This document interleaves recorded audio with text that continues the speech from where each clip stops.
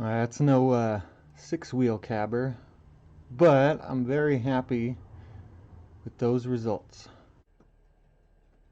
Time for some lapidary. Oh yeah.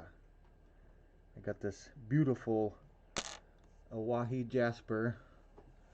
Quite a bit more pieces to finish gluing up. A couple more cabs to trim out. Let's get to it.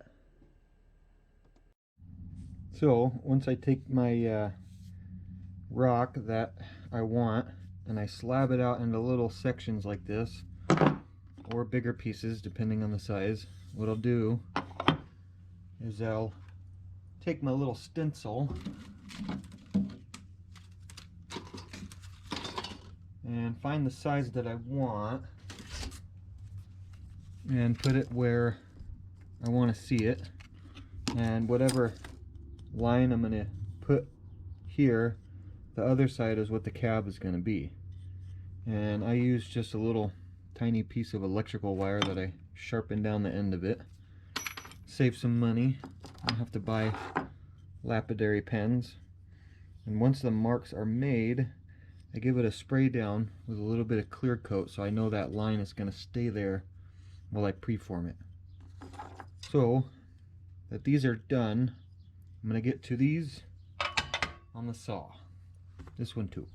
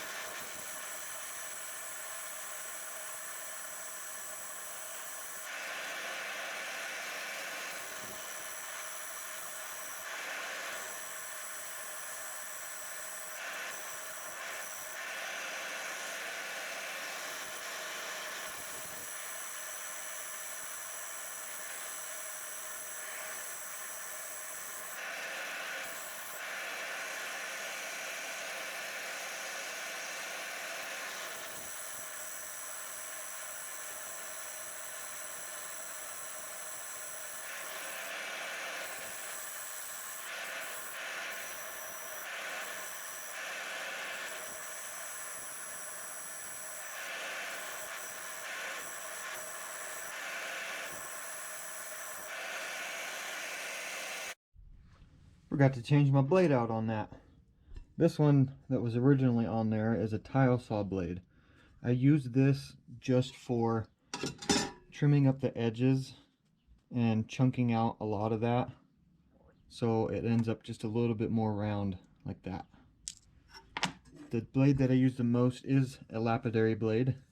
It's a tiny bit thinner, but it doesn't have that little side hatch on the edge. And I use a third blade. This is for saving material. This is a very thin blade. I use this mostly for turquoise and hopefully opal one day. But now that all this is done, aside from this, most of these are going to be little preforms. I don't really care if they're exactly square. And the round ones, now that it's all done, we get to glue them up.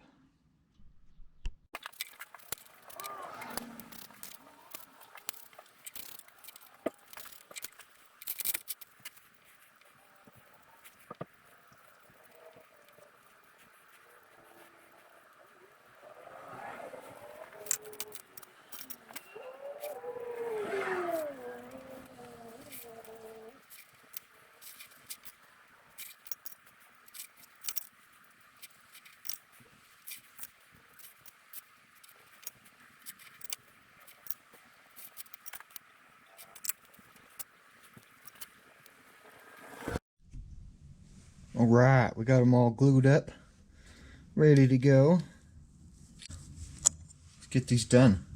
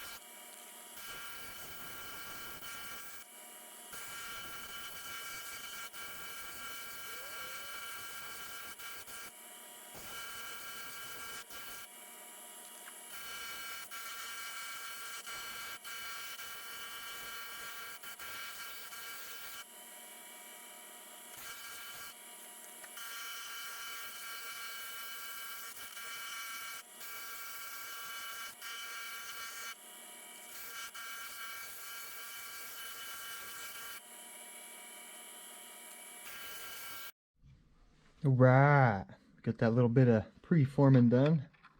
Look at that beauty. I love it. All right, now I'm gonna pick 3 different ones out of here. And we'll get to the good part. Let's see here. Do that one. Do this one. Yeah, there. And let's do a round one.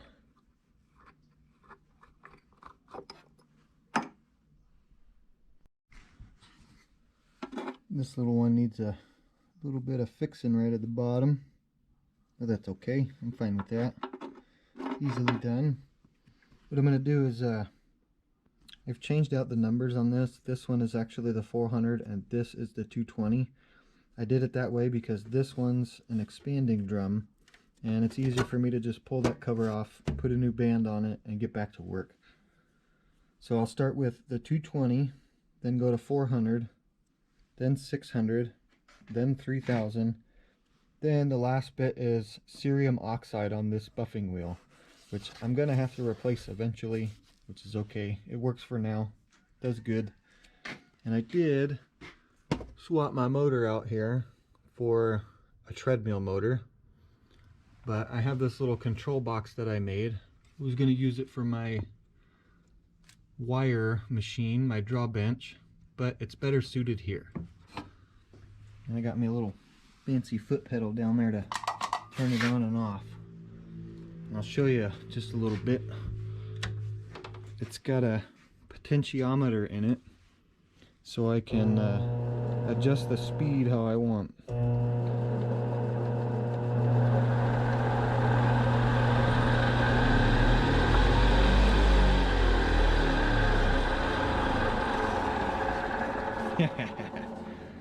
Let's get to polishing.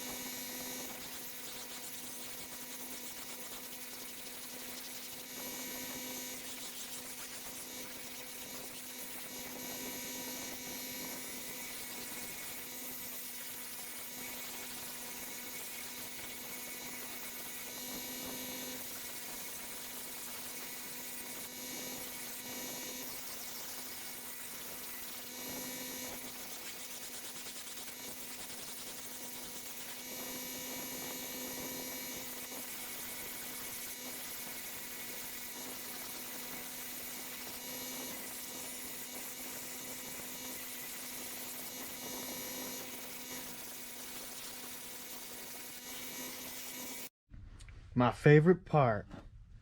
Alright, I got my little cup here, little paintbrush, and then I have this little bottle of cerium oxide. My brother got me this. Thank you, brother. It's lasted me quite a while. What I like to do is I have a spray bottle just because this doesn't have a water drip. So I take a little bit of this cerium, just give it a little tap-tap-a-roo. Put some in there.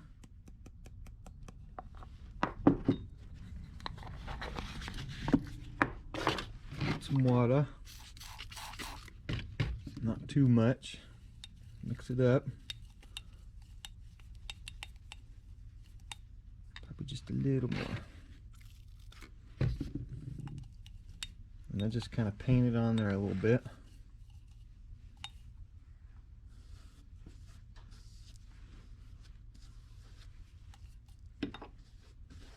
Some people, they let it dry and then buff it dry. I don't like to do that. I like it just a little bit damp on the felt that's here. Keeps this stuff moving around a little bit. Keep that handy. Give this a little misting.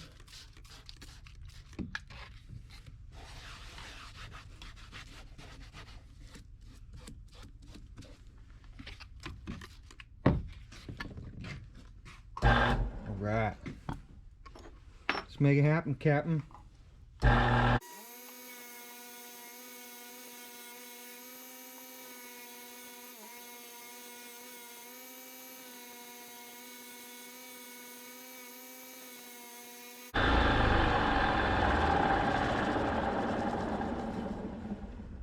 Alright. Now we give it a little dunkaroony. Clean it off. Get all that serum off there and check it out.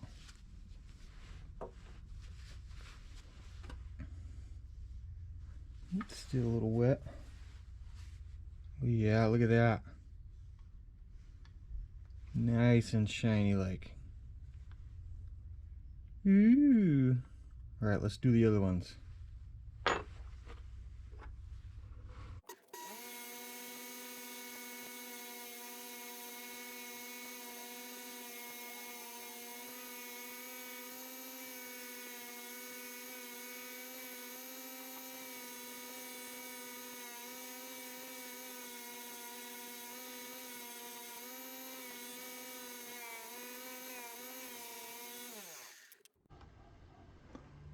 That's no 6-wheel cabber, but I'm very happy with those results. That round one's got a little bit of faceting going on. I got to practice more. Time to get to work.